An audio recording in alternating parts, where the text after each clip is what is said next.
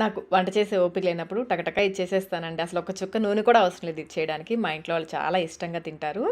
Office నుంచి అలసిపోయి వచ్చిన వాళ్ళు గానీ, లేదా ఒక్కళ్ళకి డిన్నర్ కానీ, బ్రేక్‌ఫాస్ట్ గానీ చేసుకోవాలనుకుంటే ఈ రెసిపీ చాలా ఉపయోగపడుతుంది.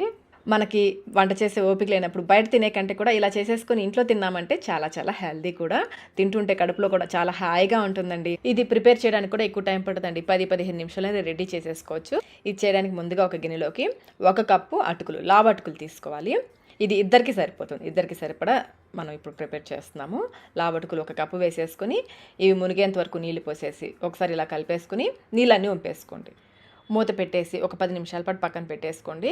ఈలోపు మరొక పక్కన స్టవ్ పైన ప్యాన్ పెట్టేసి అరకప్పు ఫూల్ మకానా వేసుకొని ఇవి క్రిస్పీగా అయ్యేంతవరకు వేయించుకోవాలి. ఈ విధంగా క్రిస్పీగా వేగాక వీటిని కూడా తీసి పక్కన పెట్టేసుకోండి. నానిన అటుకుల్ని మధ్యలో గడ్డలు లేకుండా కొంచెం పొడి పొడిగా అయ్యేలాగా కలుపుకోవాలి. ఇప్పుడు ఇందులో ఒక చిన్న పచ్చిమిర్చి తరుగు, 1 కప్పు చిన్నగా కట్ చేసిన కీరా ముక్కలు, 1 కప్పు పెరుగు. ముందైతే 1 కప్పు వేసుకోండి, సరిపోకపోతే తర్వాత అయినా కలుపుకోవచ్చు.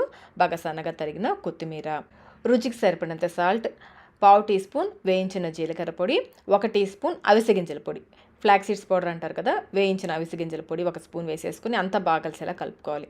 చివర్లో మనం వేయించుకున్న ఫూల్ మకానాని చిన్న ముక్కలుగా కట్ చేసి వేసుకోవాలి. అలాగే 1 గుప్పెడు వేయించిన పల్లీలు కూడా వేసుకొని కలుపుకోండి. మీకు కొంచెం పెరుగు తక్కువగా అనిపిస్తుంటే కొంచెం పెరుగు కూడా వేసి కలుపుకోండి. అంతేనండి, ఎంతో హెల్తీ డిన్నర్ అయితే రెడీ అయిపోయింది.